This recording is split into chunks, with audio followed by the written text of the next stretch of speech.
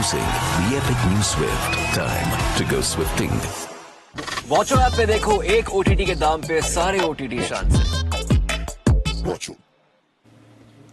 The World Cup of Thrillers delivers yet again. 24 hours after India defended 119 for the lowest total to be successfully defended at men's T20 World Cups, the record is broken because South Africa have defended 113 against Bangladesh in New York. They win by 4 runs, get their third win of the campaign and give us yet again so much to dissect and look back upon. Welcome to Maruti Suzuki Arena, presents ESPN Cricket for Timeout, powered by Dish TV Watcho. We're in the company of Sanjay, Manjrekar, Tamim, Iqbal and Morne Morkel. And once again, we have an attritional thriller to look back upon. Let me start with the victor. Morne, the heartbeat would have been quite high for what is 4 a.m. for you right now. This is more like a boxing match than a cricket match. You know, a lot of teams threw punches, and you think, okay, now, this guy's, they've got the upper hand, and then, Bangladesh will get a wicket. And then in the Bangladesh batting innings, you thought, okay, one partnership will take the game away. But, South Africa held their nerve. Defending a low total, you need to be on the money. I thought at times, they were quite poor with the ball, missing their lengths. The game plan is simple. It is, clear that you just needed to hit the pitch quite hard on that back of the length, test match length. I think Nortje did that beautifully. But, defending that low total will give this team a lot of confidence, especially in bowling second today. Tamim, before we get into a complete dissection, share with us your immediate thoughts. It felt like it's there for the taking. So many different moments. How do you react to what has just happened? No, lots of words here, to be very honest, because we have seen it more than enough. Like this situation has happened to us many, many times. This is another one. I think we started pretty poorly, and then Ridoy and Mahmudullah was batted beautifully, but we couldn't finish the game. I don't know. It has happened when I'm also playing. It has happened when I'm not also playing. We just cannot finish games. I don't know why. I actually have no words to explain. My heart is still pumping. Not just you. I mean, a lot of teams have not been able to finish well. So don't be so hard on yourself or your team. That has been actually the theme of the tournament. The best thing, Yash, is 113 and they fall short by 4 runs, which is quite a margin. India getting 119 and Pakistan fall short by 6 runs. So this is like the other extreme of the IPL where we see scores, and even at the halfway stage, I said it could be enough, who knows, and it's turned out to be enough. So that's been the story of this T20 World Cup. It's been different. Quite different. And we're clearly enjoying it, so we like it. I'll give Tamim and Morne a little more time to gather their thoughts with all the emotion involved here, and ask you about that 20th over. It's peculiar what pressure can do to the finest performers. Keshav Maharaj surely didn't intend to bowl a lot of the balls the way they went, and the Bangladesh batters on a lot of other days would do something very different to a lot of those balls. It's amazing what happens when you're bowling the final over and the stakes are high. Because we've been talking about this pitch being great for the bowlers, and until then, Keshav Maharaj made full use of the pitch to make it difficult for the batters. But come the final over, he refused to use the pitch and started bowling that Yorker length. The first ball was wide, so he obviously felt the pressure, and very often you see dead bowling when it's not needed. And that's what I like about Bartman, who bowled the 90th. He doesn't bowl the typical cliche death bowling if there is enough in the pitch. And Rabada's 18, where he got Ridoy out and a couple of runs. But yeah, Keshav Maharaj's over was poor. Luckily for South Africa, the batting was even more poor. Tamim, your thoughts on the batting through that last over and then through the rest of the innings? Where eventually for you did Bangladesh fall short? I think before going to batting more, I think Nortje has been doing quite well with us. Even if you see the last T20 World Cup, he was the most successful bowler for South Africa against us. So he has a very clear plan to bowl back of length, short ball, back of length. But somehow we haven't figured it out to how to handle him. Today was the same thing. to Shakib and Shanto both getting out to short balls where it was almost predicted that he is going to bowl you that length.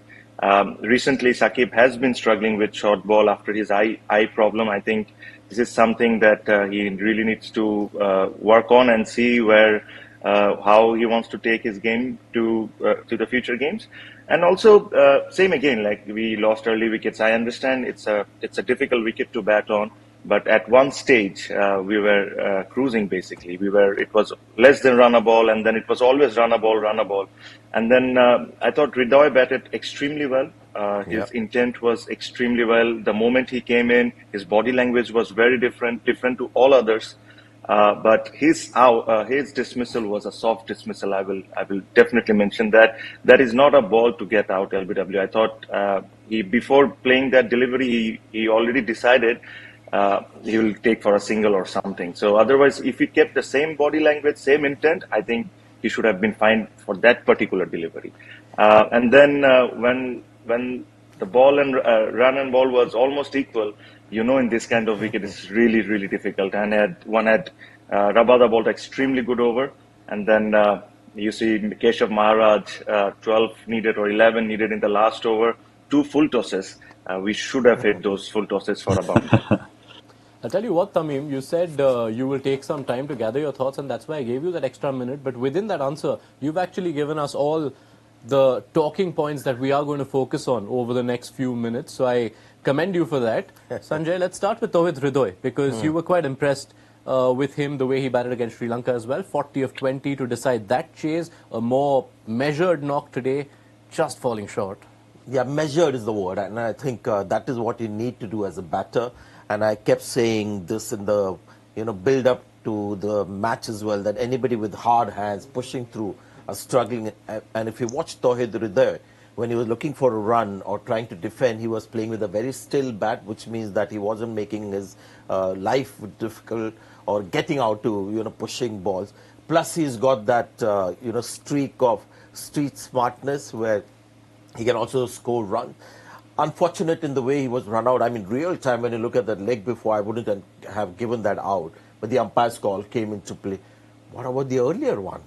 Which also didn't look out, looked like missing the stump, but was given out. And hence, it was a dead ball that went for 4. I think somewhere along the lines, if we have confirmed that the batter is not out, shouldn't they be getting 4 runs? Because we're trying to minimize the effects of wrong decisions. And you may have to continue here, Sanjay, because I'm going to get the neutral voice in first, because that is such an important factor. We have wondered for a while whether the laws around LBWs, when they are given incorrectly, need to be revisited. You see the difference today. That ball also went for 4 leg byes. Not only was it missing the leg stump by a bit, it went for 4 leg byes, which Bangladesh don't get, which costs them what would have been a tied finish here. I must confess, I have not applied too much of my mind on that particular thing, but the fact is that once the umpire raises the finger, the ball goes dead. And the moment the ball struck the pads, the finger was raised, which means the batter was given out, and everything after that is dead. I mean, you don't consider that happening. But there's the other argument, which is more of a fairness thing, where the ball actually went for 4, and it had nothing to do with the finger raising. The ball just raced to the boundary, and once you've decided that the batter wasn't out, and you could see the reaction of Nazmul Hussain Shanto in the dugout, he remembered Ben Stokes, Yeah, so you can understand that. I don't know whether my two, brighter colleagues in this panel have a solution which also takes care of this, along with, the other traditions of the game, that once the finger is raised, the ball is dead. Morne, Tamim, Wayne. Sanjay bhai, you don't need that glasses, man. You have very sharp eyes. To understand what Nazmul said. But Wayne, Morne, that call, it can go, it happens a lot of times, and we keep wondering when it will have direct bearing on the outcome of a game. Now we have witnessed a game where it did matter. Yeah, and that's why, we've spoken today or tonight about intensity. Teams need to bat a certain way, bowl a certain way. But, one of the biggest factors of winning a game of cricket is luck. So, you need a bit of luck to go your way as well. For instance, that boundary that was sort of a dead ball, Keshav bowling two full tossers, scored on the fence. So small things go your way. That gives teams a bit of momentum. It gives them that buzz. And today those small margins went the South African way. But it was a fantastic game. Yeah, and I guess if anyone in the world of cricket is allowed to get their way with luck, given the history of major tournaments, it is South Africa. So point taken and duly noted, Morne Morkel. Tamim, will Bangladesh feel aggrieved by the fact that that does have a say in the end outcome? And do you have a solution for something like that? It's easy to sort of say, this would have happened, but can, people who manage the game and come up with the loss can have something that is actually pragmatic and still fair and fairer?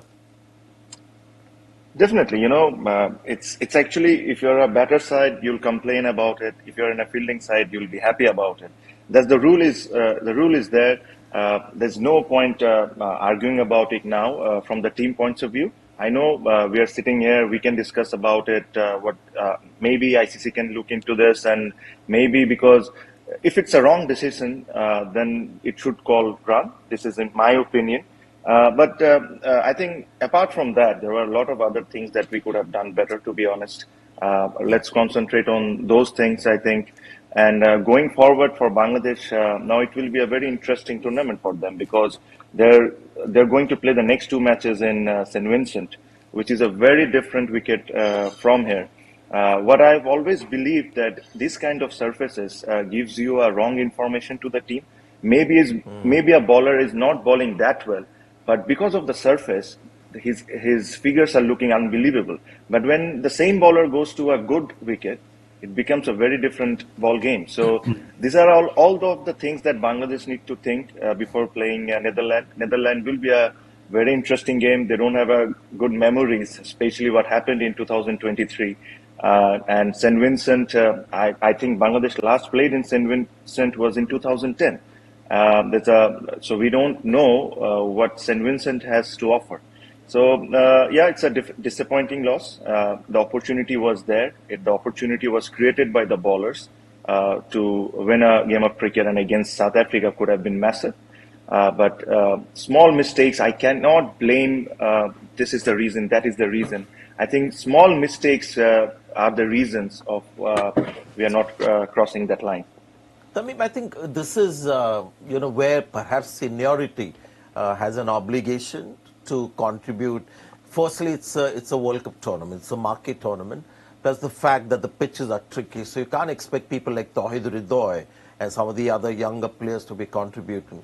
This is when the Litton Das and the Shakib Al Hassan, Mahmudullah has been doing his thing, have an even more of a responsibility to see their team through.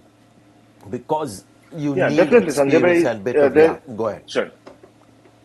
No, definitely, Sanjay. I think one more thing that I've been saying this in this tournament, especially in this ground, people are not getting bowled out. The teams are not getting bowled out. They're losing 6 wickets, 7 wickets, and they're losing the game.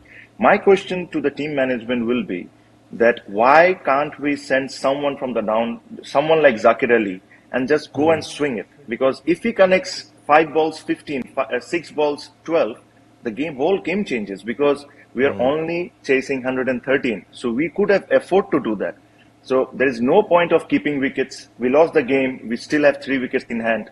There's no point of doing it. I strongly felt there was a time where we could have sent someone like Rishad Hussain or a Zakir Ali up the order and just give him the license to swing from first ball. If he comes out, very good. If he doesn't, there are senior batsmen like Mahmudullah to take care of it. Yeah, take the team through. I wonder what Morne thinks about it, because these are different conditions, and maybe batting teams, and that's an excellent point Tamim makes, that these are not big targets. You're falling short, but with still 2-3 wickets in hand. Yeah, Morne?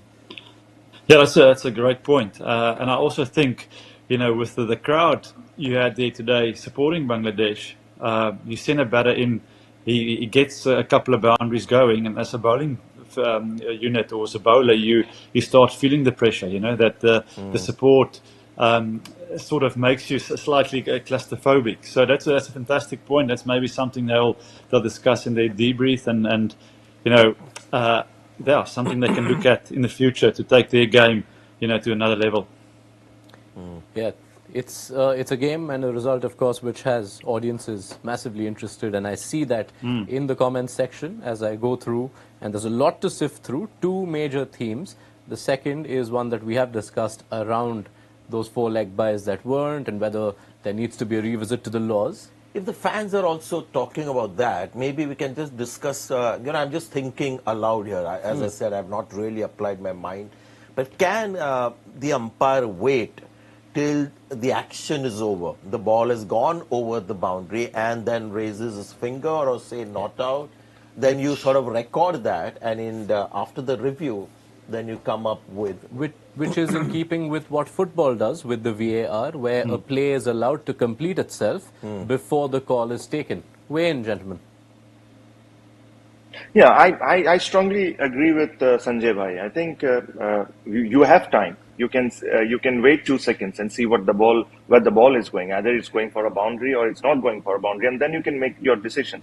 Regardless of anything, I strongly feel if the batsman is not out, and if the ball has hit his thigh pad or all the pads and gone for a boundary, it should be given runs if he is not out.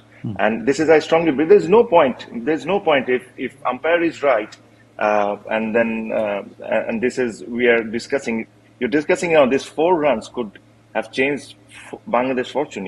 It could have happened. I'm talking like a fan, but if you think about it,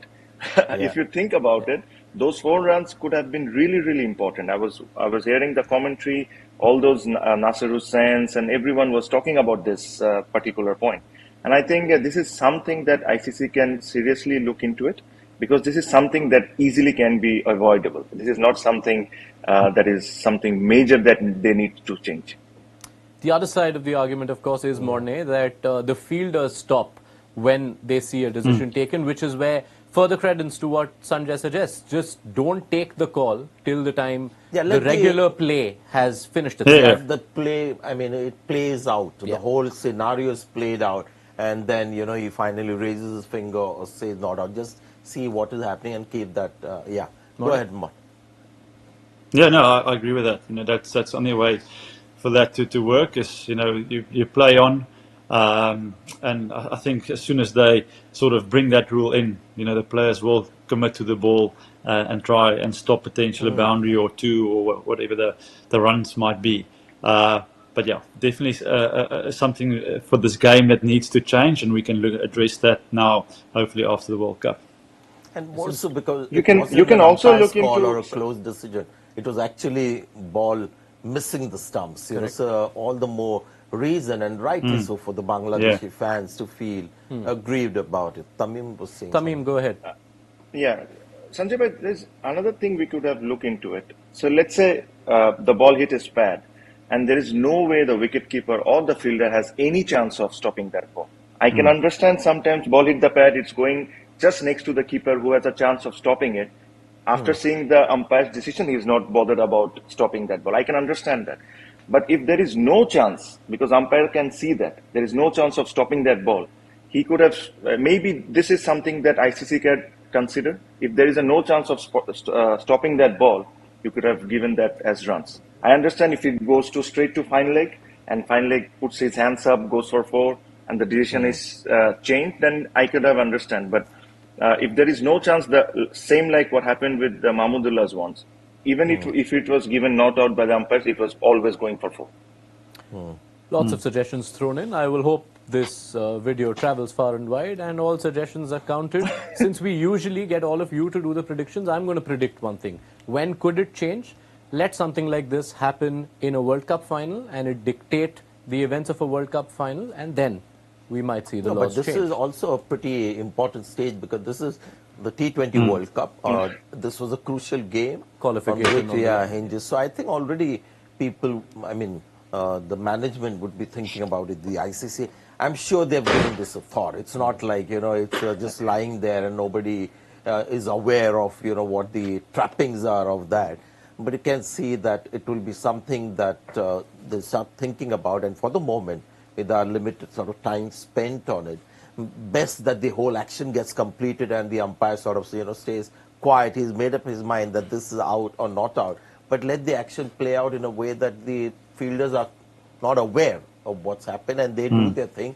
And once the action is over, and then when the ball is really dead, he could raise his finger, and then those 4 runs would have been like legitimate, because and we can't decide whether that would have been definitely stopped or not stopped, because the fielder would have said, if the umpire had not raised the finger, you think it's 30 meters to my right, but I would have put in the effort and stopped. So the best thing is for the whole action to get played out, and the umpire sort of makes a decision after all that. To be fair, they were I agree prompt. with.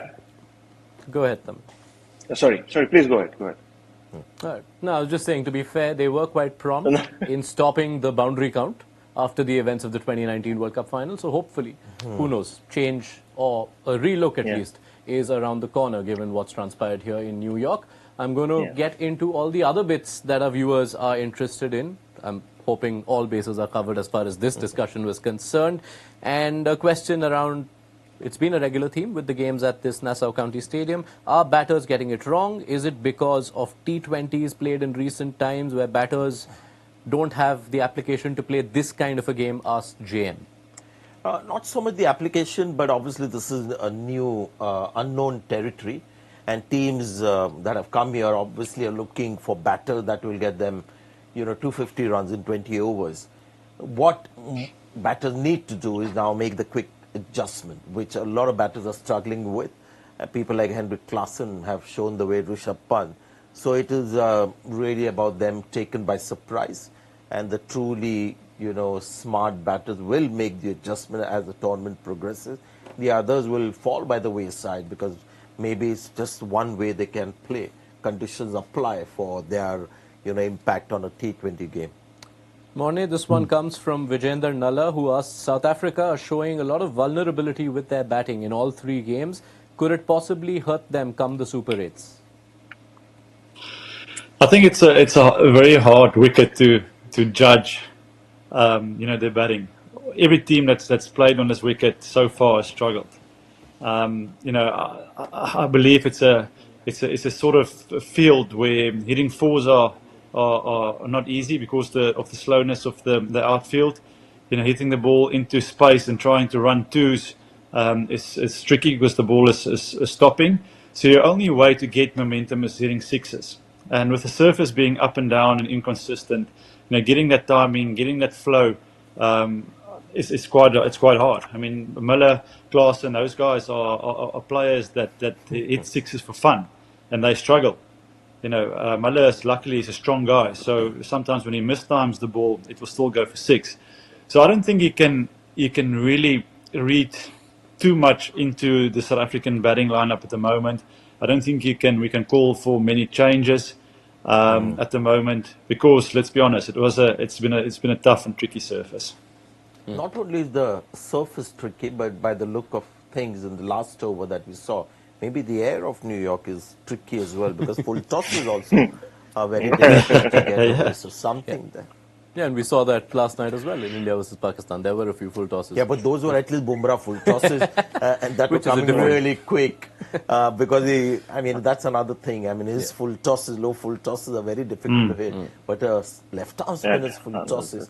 So not only is the pitch tricky, the air of Manhattan and New York tricky as well. Couple of more games still left from New York, who clearly on their World Cup debut have given us so much to talk about. Lots of other threads coming up in the comment section. We'll be covering quite a few of those when we get to our rapid fire review. So strap in, because that's coming up soon. But just before we get to that, Tamim, I want to ask you, you brought up that next game, which now in this group assumes great significance. Bangladesh play Netherlands in Kingstown in a few days from now. Both these sides do have a win and a loss. Sri Lanka have lost 2 games, so they are behind the pace as far as this group is concerned. How important is it? Can't be stressed enough. But going into that game, if someone had told Bangladesh coming into this tournament that you will go into the game against Netherlands having won 1, lost 1 against Sri Lanka, South Africa, you'd have probably taken that? Yeah. 100%. I think The big game was against Sri Lanka, which Bangladesh won, and they were targeting. I will like to believe they are targeting Netherlands and Nepal. So we knew that Netherlands and Nepal game going to be very important, and the most important game is against Netherlands. I think going into this game, the bowling department will be pretty happy and pretty confident that they have done a decent job in the two games that they have played. The batting remains still a question mark, especially the top four remains a big question mark. But I will like to believe that Bangladesh will have a slight advantage over Netherlands, especially in St. Vincent.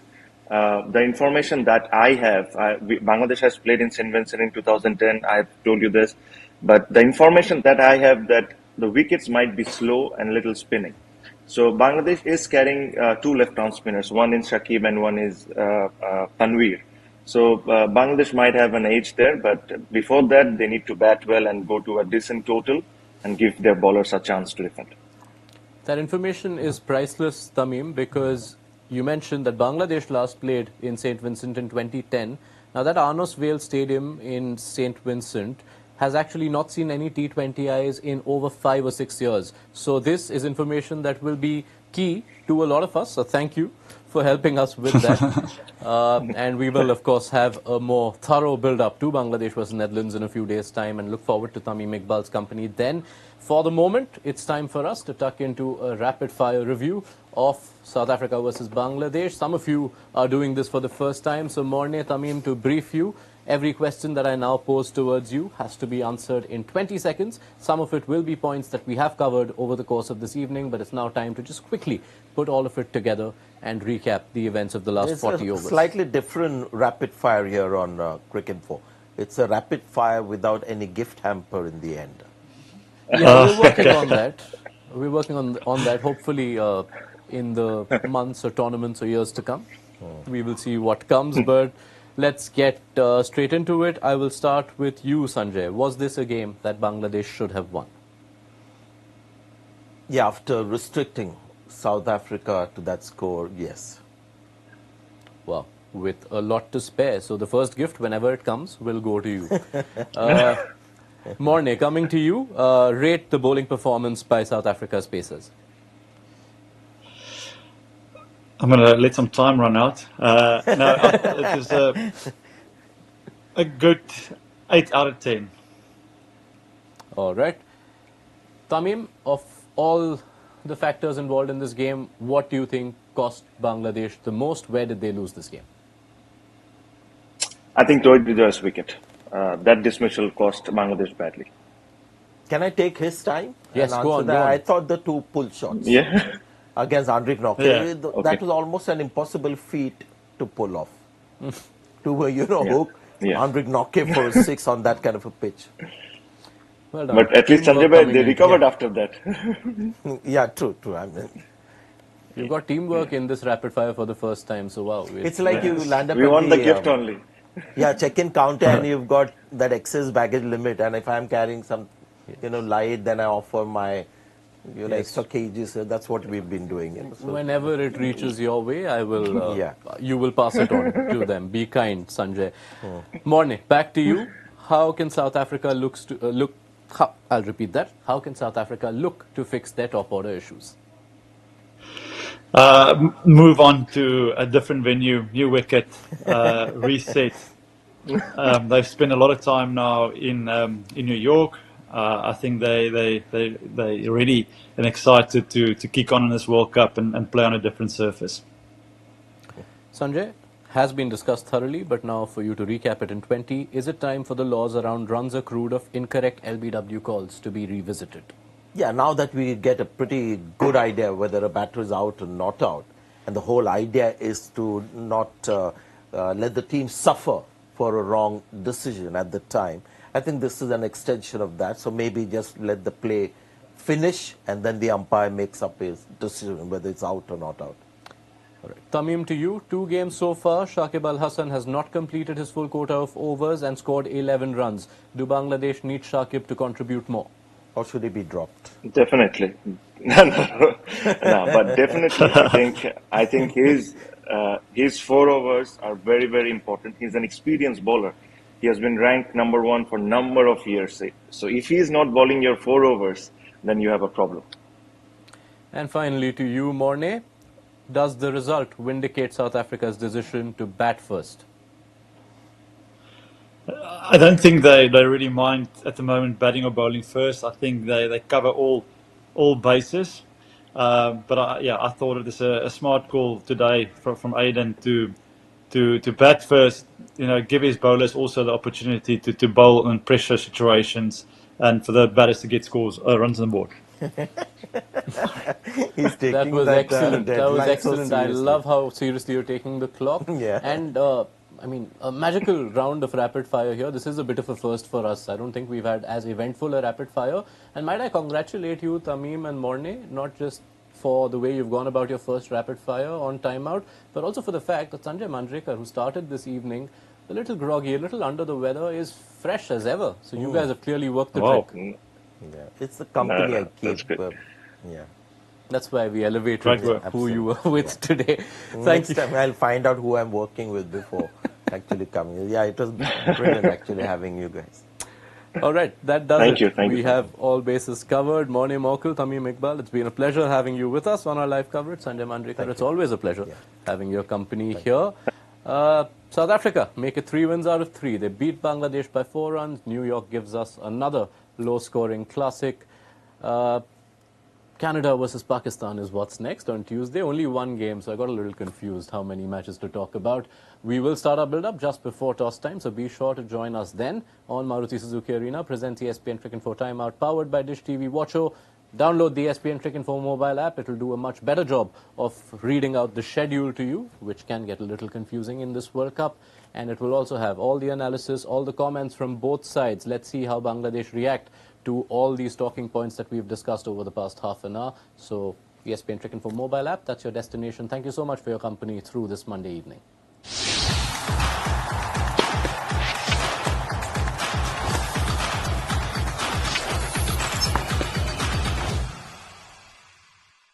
Introducing the epic new Swift. Time to go swifting. Watcho app पे देखो एक OTT के दाम पे सारे OTT शान से। Watch